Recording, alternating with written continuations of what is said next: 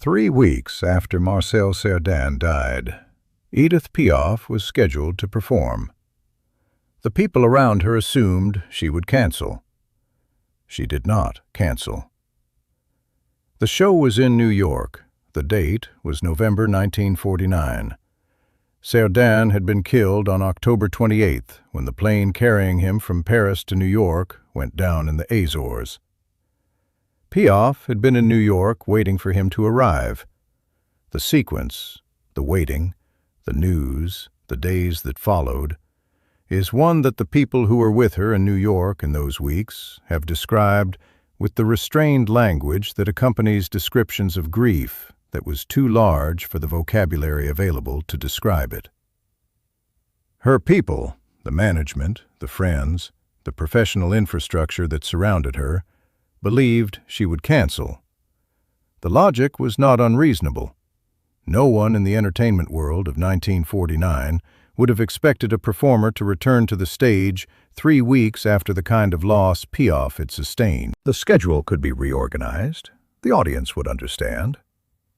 In the interval, the grief could find its form, find its accommodation, find the shape that allows a person to continue. Piaf did not want to find the shape in private. Or rather, the private shape was not available to her in the way it might have been available to someone whose interior life and professional life were more separate than hers were. She had never had that separation. The stage was not where she went to escape her life. It was where she went to be most fully in it. She did not cancel. The audience understood this, not necessarily in the explicit terms that can be articulated after the fact, but in the way that audiences understand things when a performer is not performing the emotion, but existing in it. The distinction is not always audible in the technical qualities of a voice. It is audible in a quality that does not have a precise name. The quality of the voice arriving in the room as something that originated in a real person's real experience, and not in a practiced approximation of it. Piaf's voice had always had this quality. In November 1949, 3 weeks after Cerdan's death, the quality was not produced by craft. It was produced by the simple fact of what had happened. She finished the song. The room went silent in the specific way that rooms go silent when what has just happened is too large for the normal response. This silence is a specific thing. It is not the silence of an audience that did not respond. It is not the silence of a performance that failed. It is the silence of a room that received something so complete that the ordinary response of applause has not yet reorganized itself from the shock of the reception. The people in the New York theater in November 1949 were not unmoved. They were overwhelmed in the specific direction that makes the body go still before it finds the way to respond. She took a breath. The program continued. She performed the rest of her scheduled dates. She performed through the winter. She did not stop performing for months. The people who watched her in those months have described a quality in the performances that was different from what had been there before.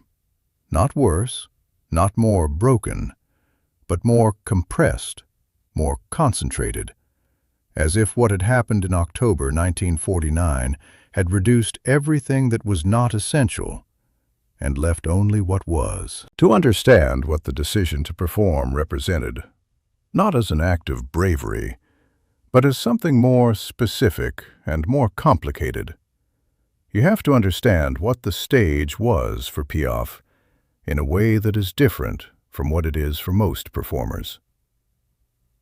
For most performers, the stage is a professional space, the place where the work happens, where the career exists, separated from the rest of life by the specific fact of its being a stage.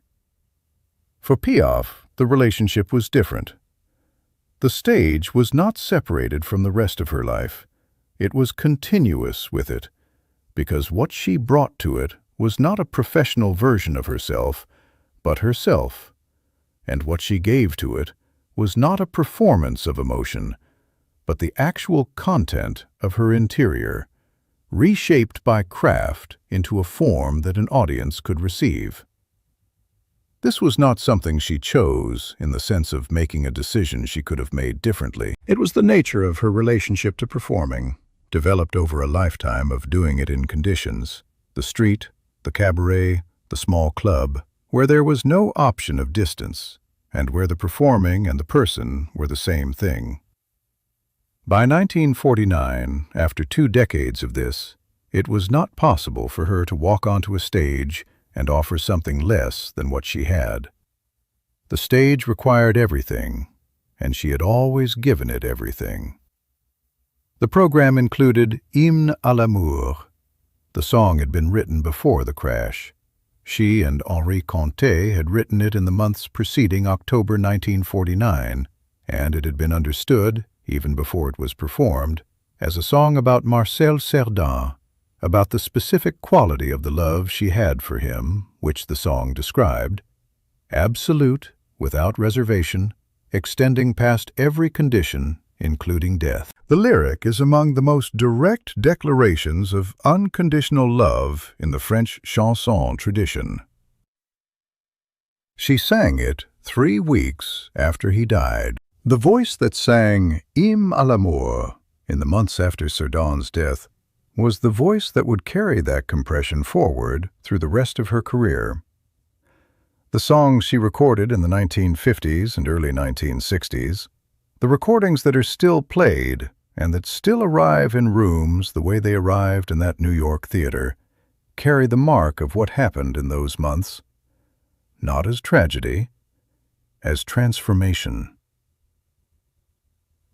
There is a way of understanding what she did in those weeks that is not about bravery or not canceling or the pragmatics of an entertainment schedule. It is about the specific relationship between a particular kind of grief and a particular kind of art, and what happens when the two meet in a room. Grief that is not expressed does not diminish. It accumulates. The performing was the expression, and the expression was, to the people who were in the room, something they had not come for and would not forget. She had not canceled because she could not because the schedule wouldn't allow it, but because the stage was the only place where the thing she was carrying had somewhere to go. She walked out onto it. She sang Hymne à l'amour. The room received it, and the 3 weeks between the crash and the performance collapsed in the duration of a song into something that the people present could carry home with them. The song said love would last past everything. 3 weeks after the worst thing, she stood up and sang it to find out if she believed it. By the end of the song, she had her answer. And so did everyone in the room.